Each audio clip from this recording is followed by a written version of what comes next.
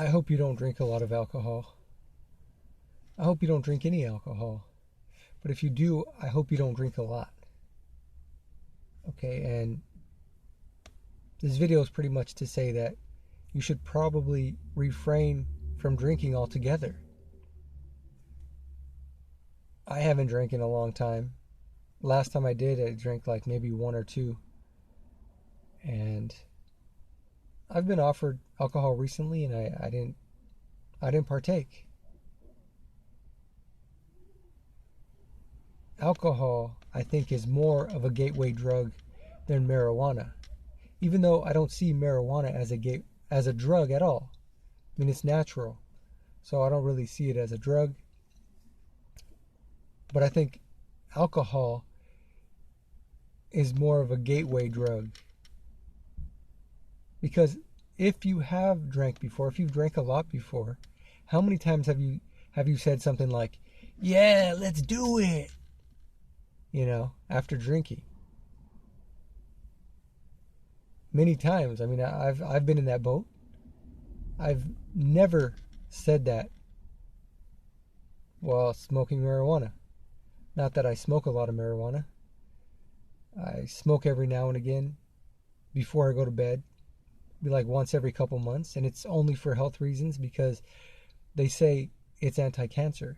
But I have never once thought that or said that when I was smoking weed. I've never was like, "Yeah, man, let's do it. Yeah, man, I'll jump through the fire. Yeah, man, I'll run up the street in my boxer shorts." You know what I mean? It's like you're more willing to do things. And that's why I'm kind of glad I didn't grow up in LA. Because I kind of did drink a lot when I was younger. And there's a lot of times where it's, "Yeah, man, let's do it." You living in LA, they say drugs are like water. Cocaine is like water. Crystal is like water. If you're drinking, if I grew up here and people were offering me, this, that, and the other thing, nothing, no hard drugs were ever offered to me when I was younger. But in LA, I'm sure that would have happened. So growing up in this city, I think, is a little harder. You have to be a little bit more aware, and that's why you see a lot of people who are strung out. And that's why I'm saying you should probably refrain from alcohol altogether, because lately I've been seeing a lot of people who are strung out, who need their next hit, who come up to me and ask me, "Hey, man, you got any Chris? You got any Chris?" I'm like, "No, man, sorry." And just the look in their eyes, the desperation, it's sad. It's very sad to see these people. And that's what happens. That's what happens when you drink in excess. And people offer you something. "Yeah, man, let's do it. Yeah, man, let's do it."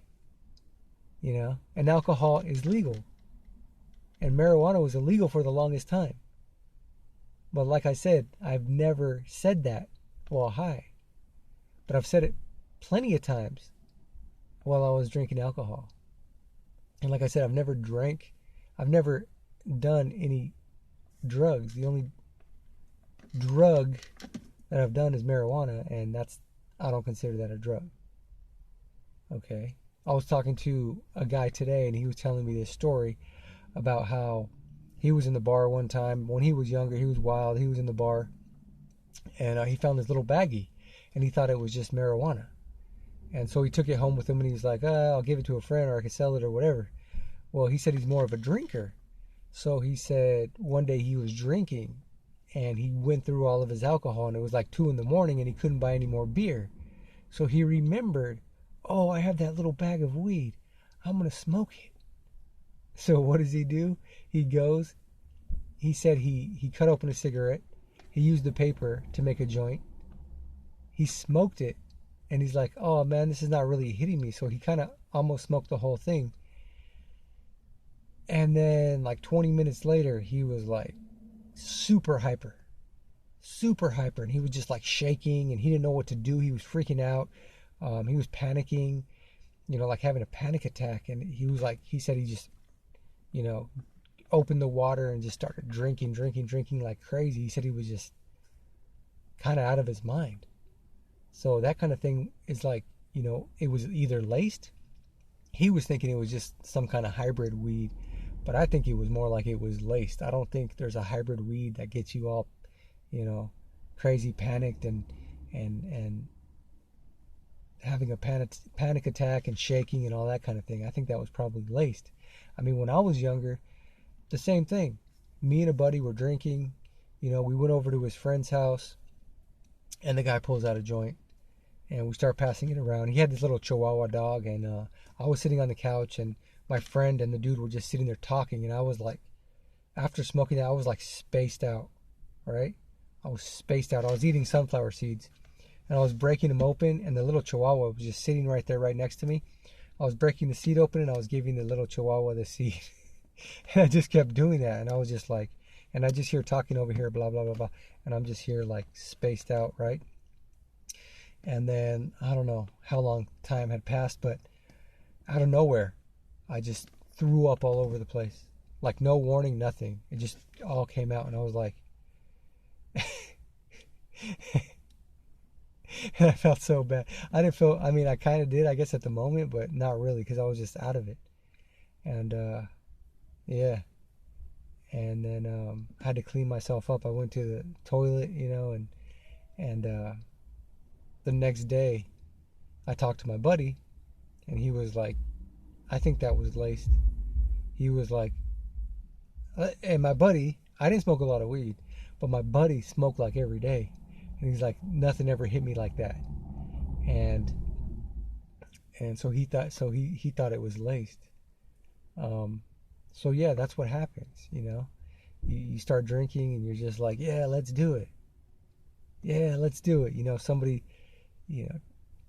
offers you something, or somebody suggests that you do something, and it's always, yeah, man, let's do it. Your inhibitions go away. You're more willing to do things. And like I said, growing up in LA has got to be tough, because when people offer you stuff, it's probably crystal, it's probably cocaine, it's probably these hard things. And once you're addicted, that's it. Your life is going to go downhill. I mean, life is tough enough as it is, but to have an addiction where you don't care about anything else, it's horrible. So I would say just to refrain from alcohol altogether. Just don't even go there. I try to say no. My religion, Pentecostal, we're not even supposed to drink. I recently found that out. I'm not even supposed to drink. So I try not to, and I haven't in a long time. And I'm going to try not to, because I think that's the best way to live. So that is my advice. You could take it or leave it, but just know, a lot of times pleasure leads to pain. Alcohol is pleasurable. Fitting in is pleasurable. Not being a prude or whatever they call you. They look down upon you if you don't do these things that will ruin your life. And people shouldn't look at you in that way because you don't want to drink, or you don't want to do this, or you don't want to do that. Because that's like the ultimate peer pressure. Like, oh, I don't want to be a prude. I don't want to look bad. And you end up doing it. So don't fall for the peer pressure. And just say no, folks. Have a good night.